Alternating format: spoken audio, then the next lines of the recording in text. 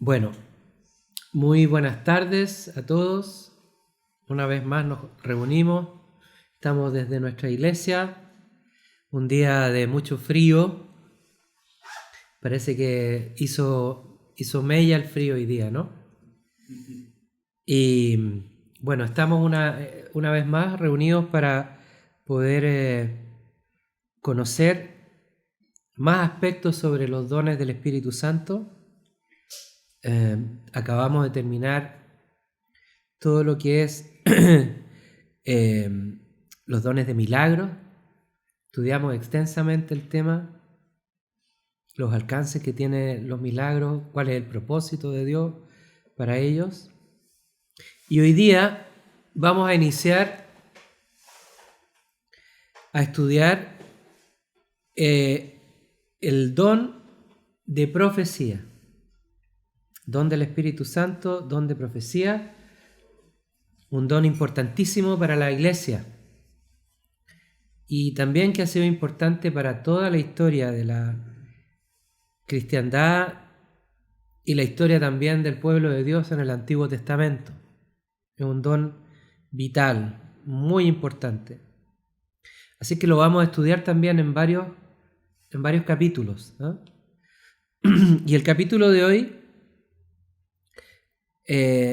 vamos a conocer aspectos o realidades concernientes al don de profecía, como la realidad que circunda el don, como el ámbito del don, a qué se refiere el don, en qué aspectos Dios lo utiliza, cómo se manifiesta el don. Así que vamos a orar ahora y pedirle al Señor que nos guíe en esta sesión. Gracias, Padre Celestial, por esta tarde. Gracias, Espíritu Santo. Pedimos tu presencia en este lugar y también en cada casa, Señor. Cada lugar que se reciba esta transmisión. Padre Celestial, pedimos la guía del Espíritu Santo para poder entregar esta verdad, este material.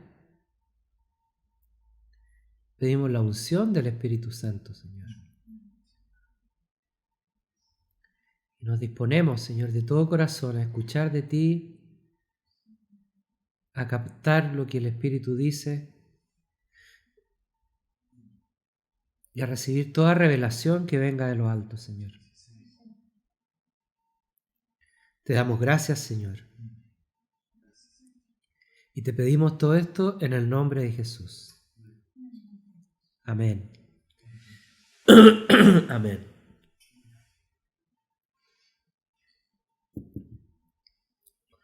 Mas el que profetiza habla a los hombres para edificación, exhortación y consolación. Esto es 1 Corintios capítulo 14, verso 3. El que profetiza habla a los hombres para edificación, exhortación y consolación. Esta es una realidad de la Escritura referida justamente al don de profecía en el contexto del Nuevo Testamento. Y nos habla y nos dice cuál es el propósito que desempeña el don de profecía en el ámbito de la iglesia de Jesucristo. Pero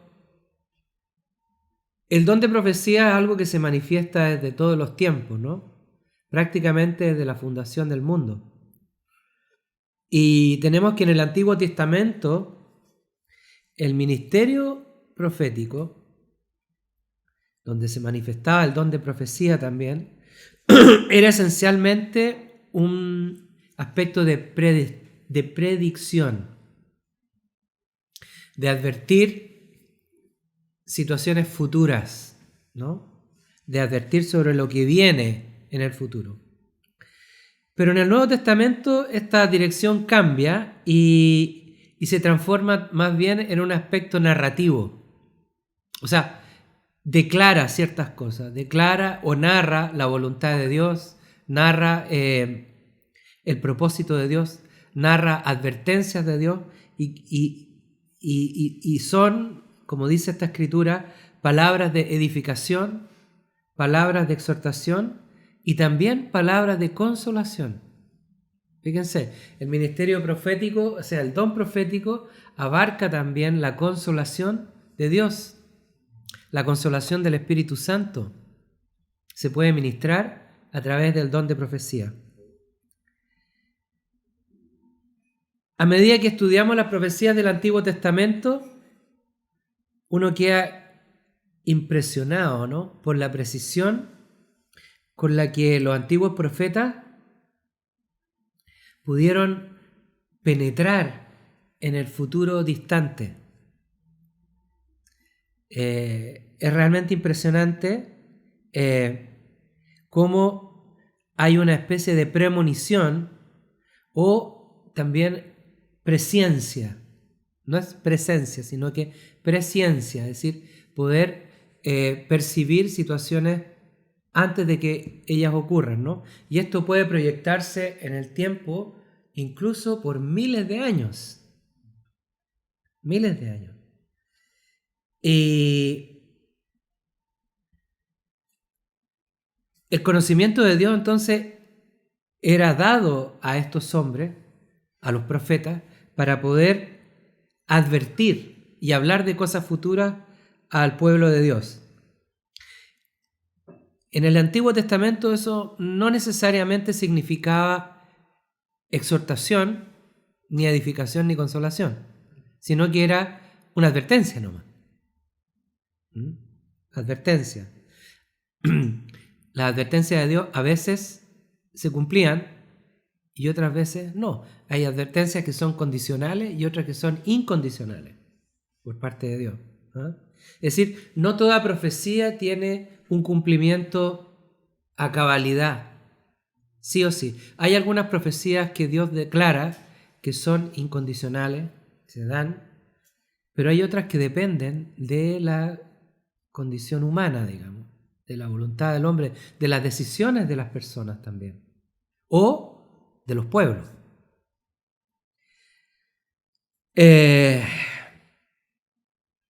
Y en este sentido podemos decir que la gente puede como especular sobre el futuro, tener algunas advertencias, pero igual permanecer inconversa. En el Nuevo Testamento, esta exhortación, consolación y edificación no apunta tanto a la conversión, sino que apunta a que las personas creyentes, los cristianos en este caso, sean personas mejores ante Dios y más útiles. O sea, tienen el rol de perfeccionar.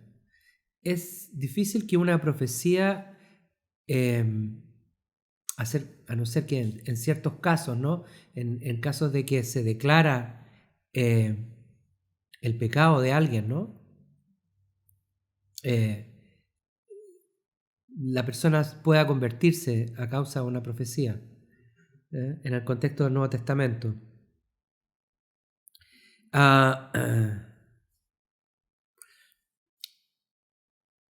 Desde que el hombre fue colocado en el jardín del Edén, hubo una necesidad de comunicarse con Dios, de hablar con Dios. Y esta necesidad ha permanecido a lo largo del tiempo y ha tomado varios caminos, por así decirlo. Uno es la oración, ¿no es cierto? La oración a Dios.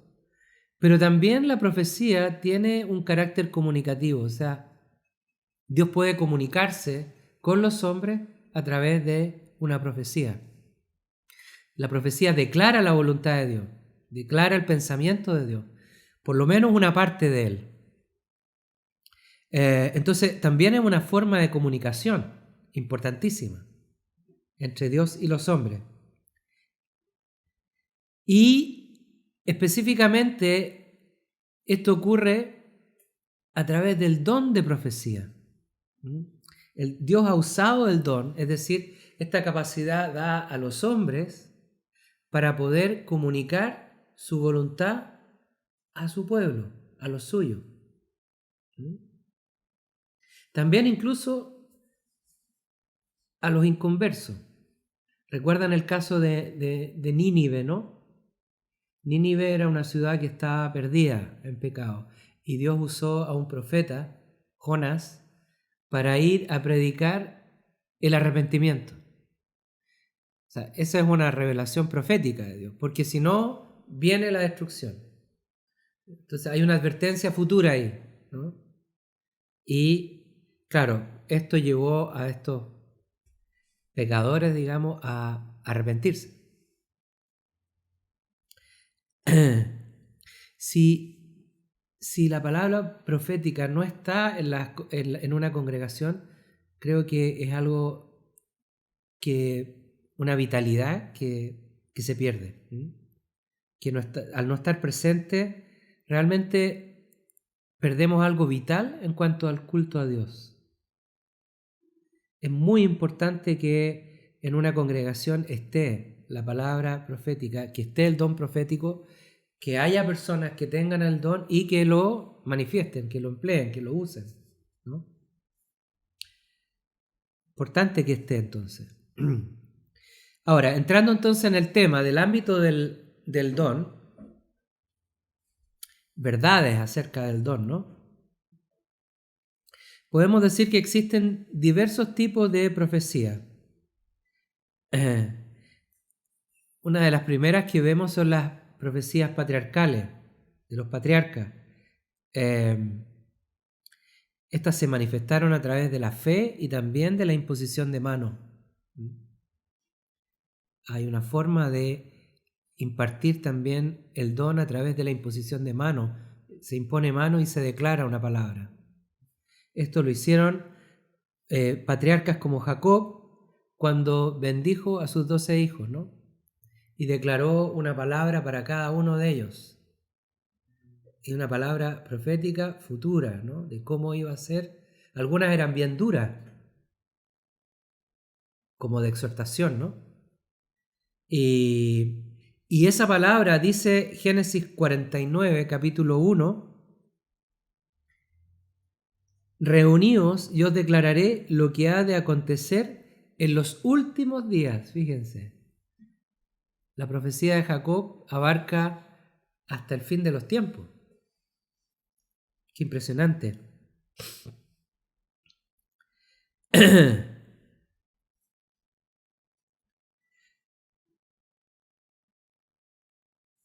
Bueno, también en el Antiguo Testamento hay un pasaje bien interesante en donde Dios declara a su pueblo, Josué, una vez que han entrado en la tierra de Canaán, ¿no? Están ya en la etapa de conquista, han conquistado Jericó y en el libro de Deuteronomio Dios empieza a nombrar sus leyes, ¿no? Empieza a declarar sus leyes. Se empieza a escribir la ley. Y hay un momento en que se declaran como los registros de las bendiciones por la obediencia a la palabra de Dios y las maldiciones por la desobediencia a la palabra de Dios. Esto se da en el Monte Ebal y el otro que está al frente, no recuerdo el nombre en este momento, pero son dos montes, ¿no?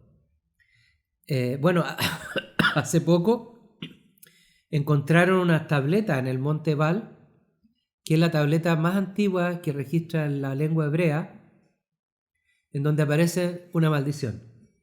Está escrito, una tableta de plomo, y aparece entonces en escritura hebrea antigua una maldición de Yahweh o Jehová. Entonces, bueno, todas estas declaraciones son inspiradas por Dios a Moisés en este caso, para a través del don de profecía entonces manifestar las consecuencias, ¿no? de la transgresión o las consecuencias de la obediencia. Es como una advertencia también de lo que puede ocurrir en el futuro, ¿no? También la profecía puede tomar la forma de una canción profética. Esto en el libro de Salmos tenemos mucho de eso, ¿no? Hay también un caso en que Moisés, en el capítulo 15 de Éxodo, habla o hace un cántico, ¿no? Un cántico de Moisés cuando ellos cruzan el Mar Rojo, como que de forma así automática Moisés empieza a declarar lo que Dios ha hecho en forma de canto, en forma profética ahí también. En esto está en capítulo 15 del libro de Éxodo. Muy bonito.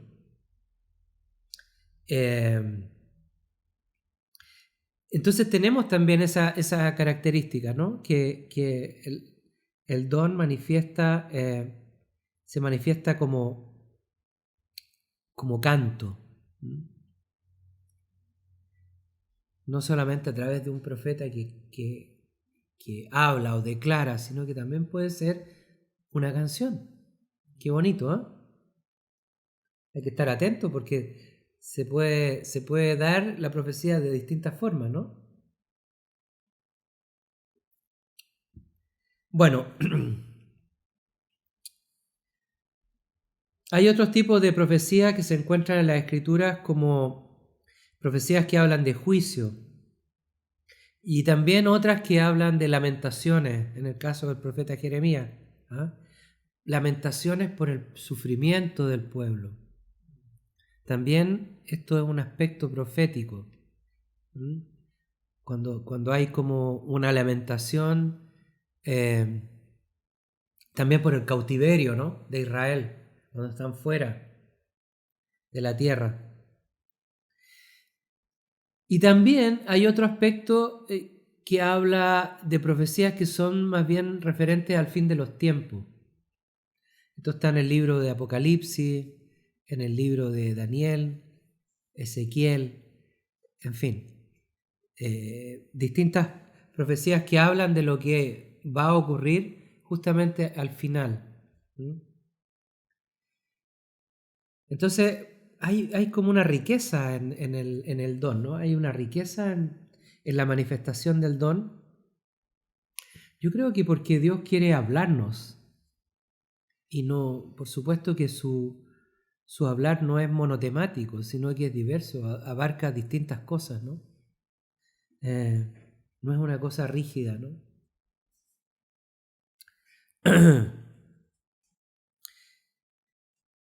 Ahora, si vamos al don de profecía en el contexto del Nuevo Testamento, como decíamos anteriormente, esencialmente o principalmente en el Antiguo Testamento era carácter de predicción del futuro, ¿no? Pero para el Nuevo Testamento hay un cambio también porque hay un cambio también en el rol del sacerdote. Recordemos que anteriormente en el Antiguo Testamento había un sacerdote, ¿no? Que era el que oficiaba principalmente.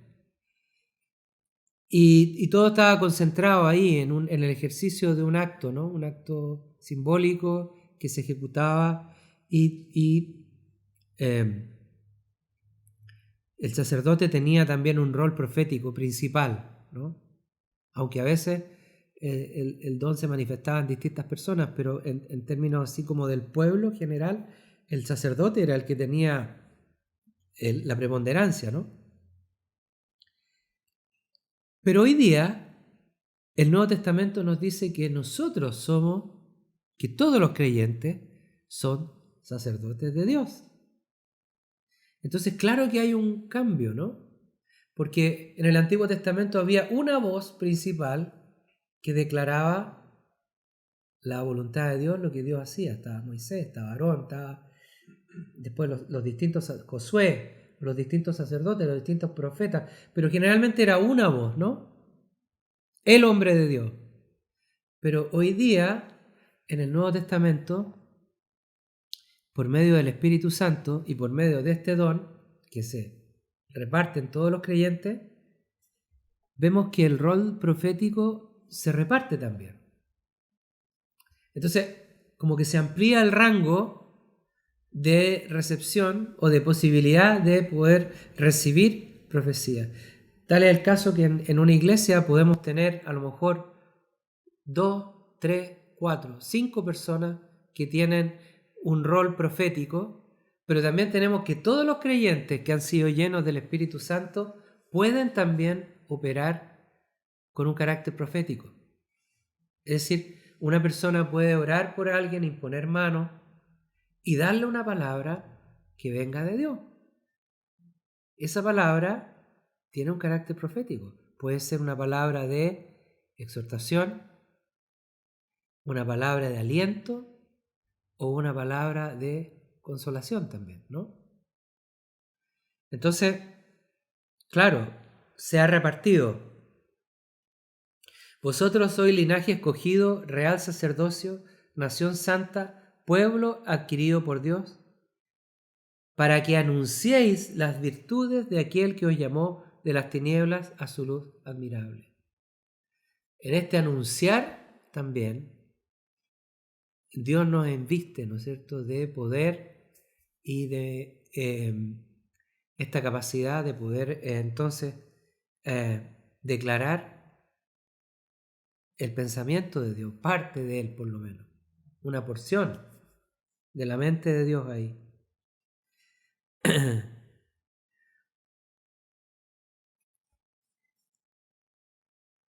También está, y también puede ser parte, ¿no?, de este conocimiento, el recibir uno mismo a través de la Escritura una palabra profética. También puede ser. Puede ser que Dios, como el Espíritu el ministerio del Espíritu Santo está activo en cada uno, puede ser que a través de la Escritura Dios nos hable una palabra profética, nos declare su voluntad. Siempre recuerdo el caso de los pastores fundadores, que ellos recibieron por revelación a través de la palabra el encargo, el mandato de venir a Chile como misionero. Entonces, puede también que se dé. Esto no quiere decir que eso vaya como en menoscabo del rol, por ejemplo, de los pastores o de los ancianos de la iglesia o de las personas que también tienen un rol importante de autoridad en la iglesia, ¿no? Obviamente que Dios va a hablar también a través de ellos, pero puede ser que Dios también nos hable en forma personal, ¿no?, a través de esta como revelación de la palabra de Dios para uno, ¿no?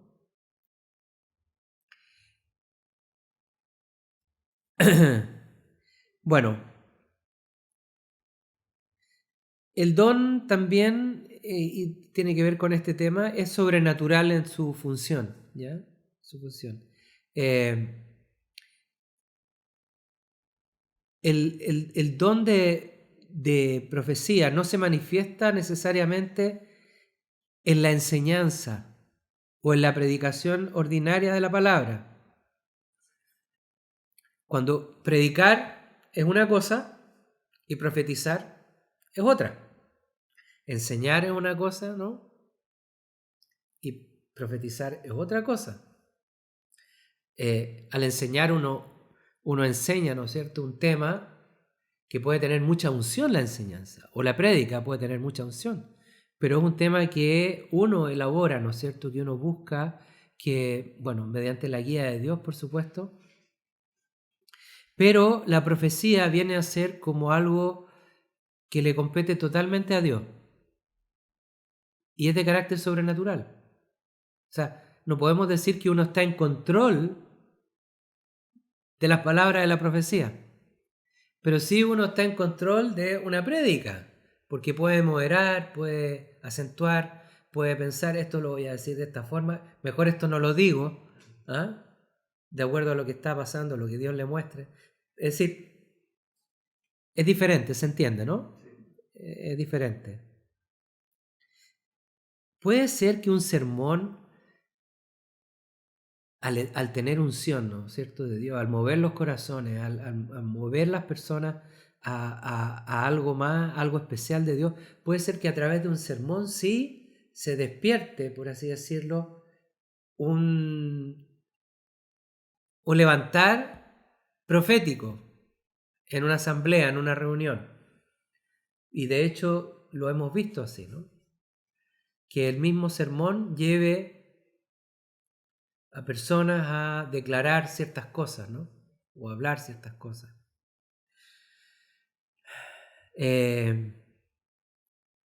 Creo que esto es realmente algo poderoso que Dios puede hacer y que cuando esto ocurre, la congregación puede ser edificada grandemente, grandemente. Porque justamente la profecía, y este otro aspecto, edifica a la iglesia. Ese es un rol. La Escritura dice que cuando uno habla en lenguas, se edifica a sí mismo. Está en 1 Corintios 14:4. Pero cuando profetiza, edifica a la iglesia. O sea, claramente la palabra dice que en el contexto de la iglesia, la profecía es para edificación. ¿Y qué significa edificar? ¿Qué puede significar edificar? Significa crecimiento, ¿cierto? Puede ser extenderse, ¿no? Crecer. Pero también puede significar levantarse. Puede ser que una congregación esté con un espíritu abatido o alicaído o que haya caído como en un funcionamiento mecánico, ¿no? O en un comportamiento un tanto religioso o tal vez preocupado como de los detalles, ¿no? De que funcione esto, que funcione esto otro, pero que realmente no esté la unción de Dios en eso, ¿no? A veces uno ve que hay personas que vienen a la iglesia solamente cuando les toca hacer algo. Y si no les toca, no vienen. Claramente esa persona necesita aliento de parte de Dios y tal vez una exhortación también, ¿no? Y en eso tiene un rol importante entonces el don profético, para poder declarar algo y que la persona sea conmovida, ¿no? Y se levante. Importante.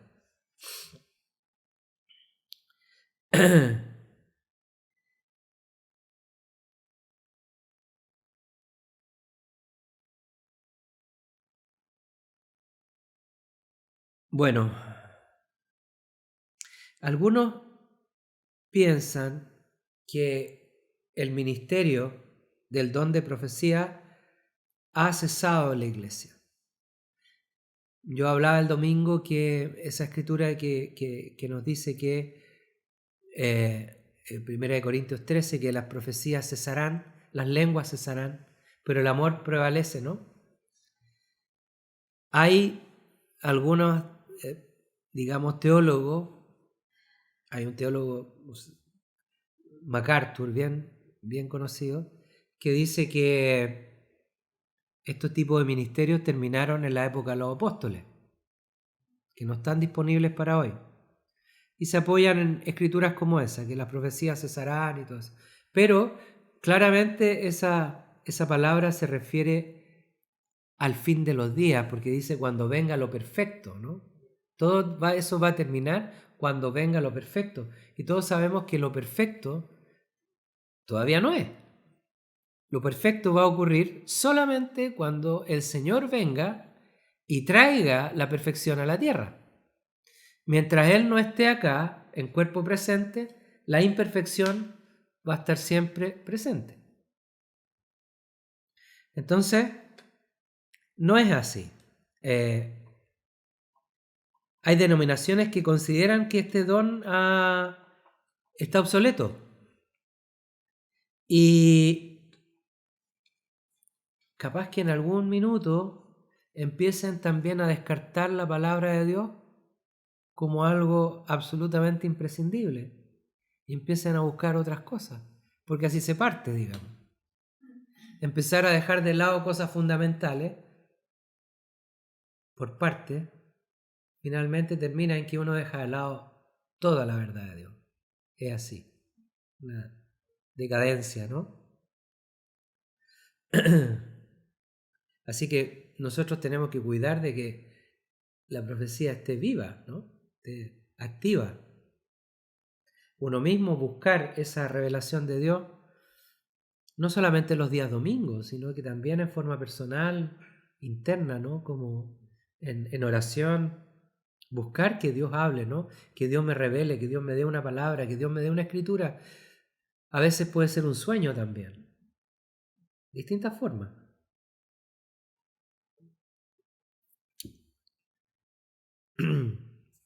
Bueno, la exhortación. La profecía también exhorta, como decíamos. El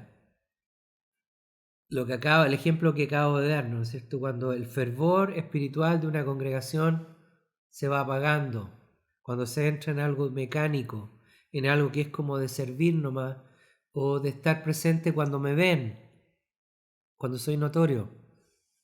Todo eso, cuando uno se pierde en lo organizacional, creo que necesita exhortación de parte de Dios.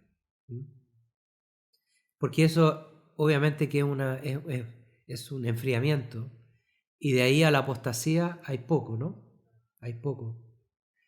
Y en ese momento el espíritu de profecía puede dar una palabra de amonestación fundamental para la iglesia.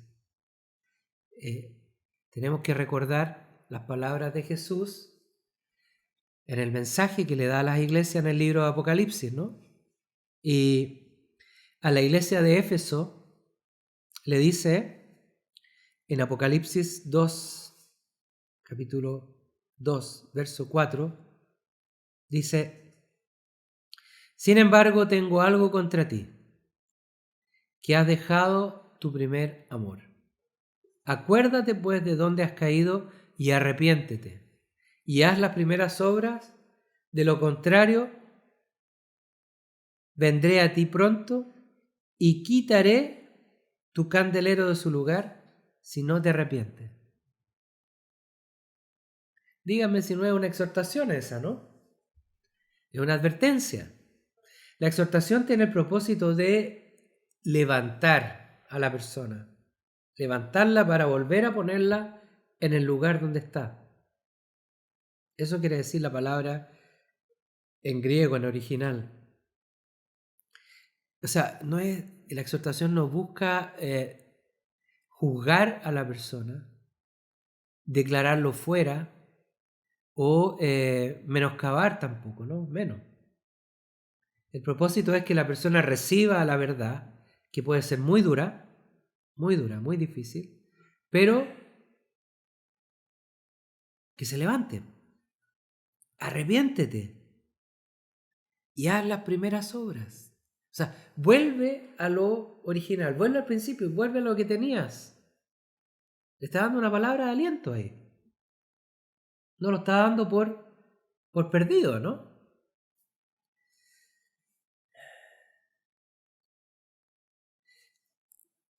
Esta es una palabra fuerte, fuerte. Sin embargo, a veces Dios nos habla no fuertemente. Nos habla a través de una sutil reconvención, ¿no? Puede ser un comentario, puede ser a través de una palabra suave, que nosotros encontramos suave, ¿no? La forma de decir. Pero igual también como creyentes tenemos que estar atentos, porque detrás de una palabra suave puede haber una exhortación fuerte. Puede haber algo que sea realmente vital. Dios puede decirlo suavemente, pero eso no significa que sea menos serio o menos grave o menos imperativo. Así que cuidado. Puede ser que, no sé, por ejemplo, un encargado de planteo le diga a alguien: sería bueno que te propusieras llegar a la hora, o que llegaras 10 minutos antes para que pudieras ayudarnos a preparar todo. Sería bueno. Eso muchas veces nosotros lo tomamos como un cariñito, ¿no? Como una recomendación, como un pequeño, una sugerencia. Pero si uno piensa bien, el contexto es un encargado, ¿no es cierto? ¿Qué es lo que es el encargado? El encargado en ese caso es autoridad, toda autoridad dada por Dios, está ejerciendo un rol, está hablando algo que tiene que ver con la vida, ¿no es cierto?, de ese creyente, con la vida del plantío, por lo tanto, palabra de Dios, para edificación, ¿no? Pero nosotros a lo mejor en nuestra mentalidad humana lo llevamos al plano de la sugerencia, que no es algo tan importante. Menos si no me la dice el pastor, y de forma bien firme. Otras personas piensan que es más importante que hable el pastor principal, digamos, el pastor de pastores. Si no lo dice el pastor de pastores, no tiene tanto valor. A veces pasa eso, ¿no? Pero realmente uno tiene que ir como fijándose en esos detalles y realmente conocer la palabra, porque la palabra nos da el estándar, ¿no? La palabra dice que toda autoridad es dada por Dios y que Dios imparte esa autoridad a quien Él quiere, no porque la persona, nosotros creamos que tiene mérito, esta persona tiene más conocimiento bíblico, tiene más unción. A él yo le creo, a este no le creo tanto porque no es tan, pero resulta que hay autoridad igual. Y Dios no se niega a sí mismo, no se va a contradecir. Entonces, ojo con eso. Importante.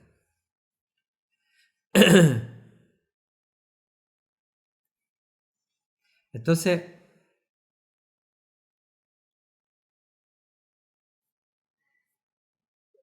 un aspecto importante también es que la exhortación también venga como avalada por la palabra de Dios.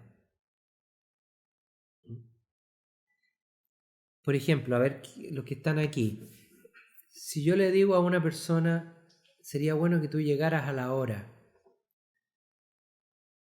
que cumplieras con eso, ¿qué palabra podría avalar esa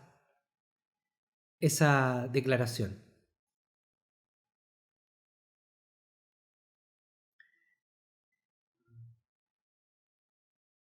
Hay una palabra que dice: hágase todo en orden, ¿cierto? Y como conviene, hágase todo en orden. Si hay un orden establecido, respétalo, porque está ahí para que funcione, para que haga bien. Entonces, también es bueno, es importante que la persona, en caso del liderazgo, ¿no?, que exhorta, tenga el aval de la palabra de Dios y no sea una cosa como de sus propias palabras o algo, una reconvención personal, como de una idea personal. Es importante ir al principio, y el principio de la exhortación siempre va a estar en la palabra de Dios. Tampoco significa que uno va a agarrar la Biblia, ¿no es cierto?, y va a ir así como a darle un bibliazo en la cabeza a la persona, no, pero sí que lo que uno declara, que lo que uno dice, sea avalado por la palabra. Eso es importante. La profecía siempre va a estar avalada por la palabra de Dios. Siempre. Nunca va a ir en contra, nunca va a enseñar ni va a declarar una verdad diferente a lo que está contenido en la palabra de Dios. Si es así, no es de Dios. Es un espíritu de adivinación que está hablando, buscando reemplazar la verdad de Dios. Por lo tanto, engaño, mentira. ¿Mm?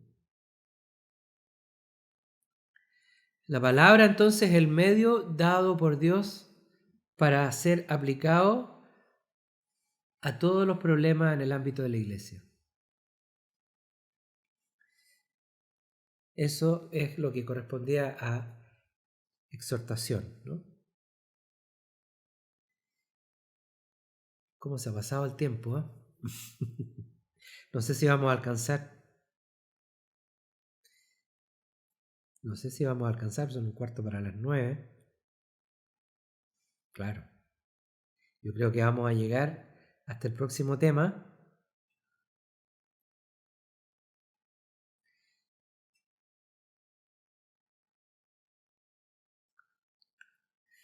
Que es justamente la consolación.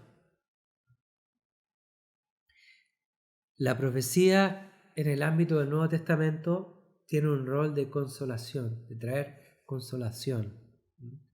Recordemos que el Espíritu Santo es el consolador. El Espíritu Santo puede darle a la persona que opera en el don palabra de consuelo para alguien, ¿no? O para sí mismo también puede ser, pero principalmente para alguien. Porque es evidente, ¿no? Es evidente y es experiencia de muchos, si no de todos los creyentes, que nosotros pasamos por periodos de tribulación. Ocurre eso, ¿no? Ocurre que pasamos por periodos de aflicción, de tristeza, de pérdida, de dolores, de quebrantos, de muchas cosas, ¿no? Y bueno, ahí está entonces el don para operar. En 1 Corintios capítulo 1, en el verso 4, perdón, en Juan capítulo 16, verso 33, dice el Señor Jesús: en el mundo tendréis aflicción, pero confiad, yo he venido al mundo. Qué bueno, ¿eh?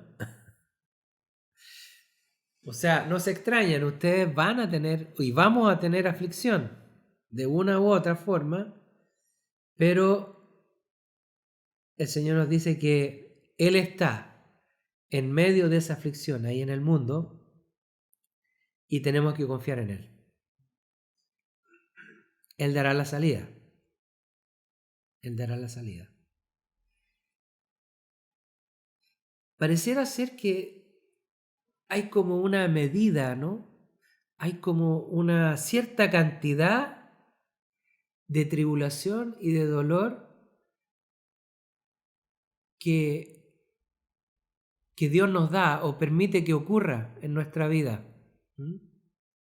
Tal vez como una llave que Dios puede abrir a lo mejor y dejar que ocurra eso, ¿no? No es que Él traiga aflicción, sino que puede ser que Él permita la aflicción. Y esto muchas veces, si no la mayoría de las veces, tiene un efecto de purificación, de limpieza. Puede haber un dolor grande, pero finalmente, si salimos victoriosos de esa tribulación, de ese dolor, vamos a salir vencedores y edificados. Y tal vez muchas veces con un peso menos, ¿no? habiéndonos despojado de algo, habiéndonos quitado algo, habiendo sanado ciertas cosas, habiendo cortado con ciertas áreas, habiendo a lo mejor vuelto atrás en una relación con alguien que estaba rota, donde había falta de perdón o cualquier cosa, y entonces hay un dolor de nuevo, ¿no? En el encuentro ahí, pero hay una restauración. Dios permite eso, permite que haya tribulación y dolor para limpiarnos. Como el bronce, ¿no es cierto?, que se purifica, como la plata que se purifica, Dios nos va a purificar, nos va a limpiar. Cuando eso ocurre, ¿no es cierto?, tenemos que no perder la esperanza. La aflicción del creyente creo que nunca debe ser igual a la de un no creyente, sea cual sea el dolor. Y yo lo he visto, he comparado la aflicción de personas cuando pierden a un ser querido, por ejemplo, alguien que no es creyente, cómo reacciona, la cantidad de dolor que puede sentir esa persona a veces es algo que no se puede soportar y es tremendo. Pero creo que el cristiano tiene la capacidad dada por Dios para poder, en medio del dolor, tener esperanza. Por lo tanto, nunca llegar a ser abatido totalmente. Puede ser entristecido, pero nunca a tal nivel de estar abatido, ¿no? De estar sin esperanza. Porque yo creo que eso sería ya como negar la salvación de Cristo, ¿no? Negar la esperanza que tenemos en Cristo. La muerte misma para nosotros es la antesala de la esperanza más grande que puede tener una persona en la tierra, que es la vida eterna.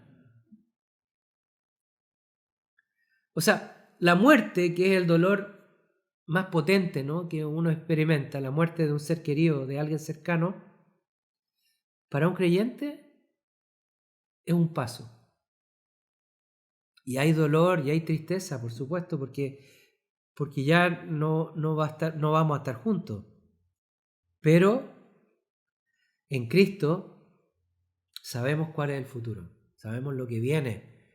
Y hay una esperanza gloriosa en eso, ¿no? Gloriosa. Entonces, la profecía también tiene ese rol, ¿no?, de alentarnos, de no dejarnos abatir, de consolarnos en el en el dolor, en medio del dolor. Segunda de Corintios 2:7, a ver si alguien puede leerla.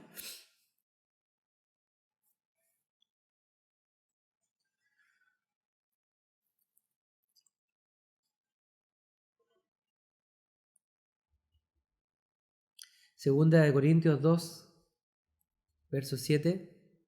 No obstante, ahora es tiempo de perdonarlo y consolarlo. De otro modo podría ser vencido por el desaliento. Ya.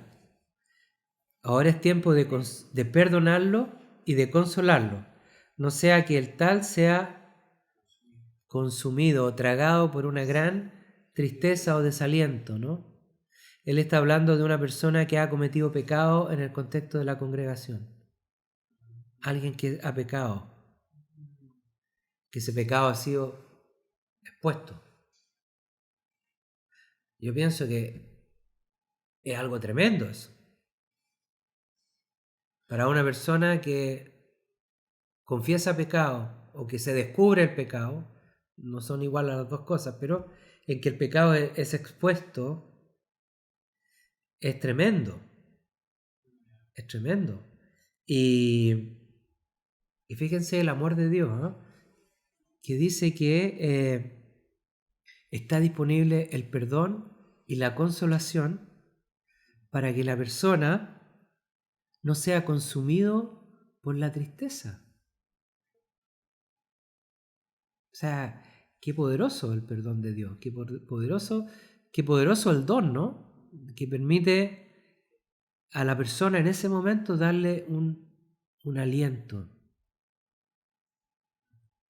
Yo recuerdo hace años que también por una situación fui exhortado y fui sacado de un ministerio. Y en ese momento a mí, claro, como que se me cayó el mundo, ¿no? Se me cayó todo porque me sentí en el aire. Primera vez que experimentaba una cosa así y bueno, muchas cosas vienen, la condenación, la culpa, la desesperanza, ¿no? En algún minuto uno llega a pensar que todo está acabado, que ya no hay vuelta. Pero en ese mismo tiempo, el Señor me dio una palabra de consolación a través de una escritura y de un sueño. El sueño enganchaba pero perfecto con la escritura. ¿Ah? Era la escritura que hablaba del renuevo, que se levantará un renuevo, ¿no? Y yo tuve un sueño en donde vi un renuevo. Entonces, ahí inmediatamente Dios fijó como un punto de fe, ¿no? Un punto de fe del cual tomarse y pensar que no está todo perdido, que hay que aprender y que hay que seguir adelante y que va a haber un renovar después de esto, ¿no? Entonces, qué bueno, porque el don de profecía puede actuar como un bálsamo, el bálsamo curativo. ¿Ah? La Escritura habla de un bálsamo, el bálsamo de Galaad, que es un ungüento que tiene poderes medicinales para curar, para alentar, para sanar. Y Jesucristo es nuestro bálsamo. Él nos trae este aliento, esta curación de todas nuestras heridas. Por su llaga nosotros hemos sido curados. Entonces, qué importante. Bueno, me parece que vamos a llegar hasta acá. Hay más. Hay como 6 páginas más o menos. Pero creo que es importante terminar con esto, ¿no? Que Dios, o sea, vamos conociendo como aspectos donde el don puede ser usado, puede ser utilizado, puede ser manifestado, para qué, y vemos que tiene un rol muy importante y es como esencial en la iglesia, ¿no? Esencial. La exhortación, la consolación, ¿no? La característica de edificación también para la iglesia. En fin, son cosas que Dios hace por medio de ello, ¿no? Así que quisiera saber si hay alguna pregunta de los que están aquí presentes, alguna duda, ¿no? O algún comentario. Comentario también. Ahí está el micrófono. Estaba pensando, pastor, a propósito del ir conociendo las dimensiones del amor, ¿cierto? De que a pesar de que podamos estar pasando por alguna situación, Dios siempre va a tener una visión de consuelo y de perdón hacia la persona. Y pensaba lo que tú decías sobre la condenación, la autocondenación, por decirlo. La autocondenación. Que no es el sentir de Dios en el corazón, porque no viene a condenar, sino que... Claro. Estaba pensando en eso, como esto de la anchura, la altura, ¿no es cierto? Claro. Sí, él vino a salvar al mundo, no a condenar al mundo, pero igual Dios en algún momento pone un freno, ¿no? Claro que sí. Pone un párale. O sea, a los de Nínive les dijo, hasta aquí nomás llegó, y de aquí no pasa. Si ustedes pasan, van a perecer. Así que arrepiéntanse. Se está dando una salida. O sea, Dios va a dar una salida. El arrepentimiento, el perdón, cuando es genuino, ¿no? Genuino, realmente es algo de mucho aliento. Poder ser perdonado, restaurado, es algo realmente edificante. Ahora, a veces hay algunas personas en las congregaciones que no consideran tanto esto, ¿no? El arrepentimiento genuino, porque siguen en lo mismo. Y para ellos, bueno, en ese caso sí puede haber una exhortación definitiva. Es decir, incluso puede significar alejarlo de la congregación, sacarlo de la congregación. Hay veces en que hay que aplicar ese criterio, ¿no? Tomar a una persona, si no se arrepiente, si no recibe la exhortación, si no rectifica, ¿no? Una y otra vez, sácalo. A ese sácalo. Tremendo. Claro. Pero fíjate que a esa persona, a la que llega a ese nivel, yo creo que a él no le importa eso. Porque si realmente le importara y tuviera amor por la iglesia, no llegaría a tal punto. Claro. En vez de rebelarse. Claro. Una persona que llega al nivel de ser expulsado de una congregación es porque realmente no ama a la congregación, no ama a Dios y no le importa realmente ser corregido. No está con eso. Y lo vemos. Personas que simplemente se alejan y prácticamente desaparecen de la vida cristiana, ¿no? Dios nos libre de esa situación. A Dios gracias, no nos ha tocado nunca llegar a ese nivel. Gracias, Señor. Gracias, Señor, por la oportunidad de tener esa consolación. Gracias por la consolación. Tener esa oportunidad, sí. Bueno, la próxima semana entonces vamos a seguir. Hay también un rol con dar convicción de pecado a través del don profético. Y también el don permite que se manifiesten otros dones. Otros dones. Hay dones que trabajan en conjunto. Dones de revelación, discernimiento de espíritu, lenguas, interpretación de lengua, profecía. Muchas veces van juntos. Y yo les quiero pedir que ustedes, a todos, ¿sí?, que mediten estas cosas y que vean, que hagan un análisis de qué manera el don profético se ha manifestado en su caminar hasta la fecha.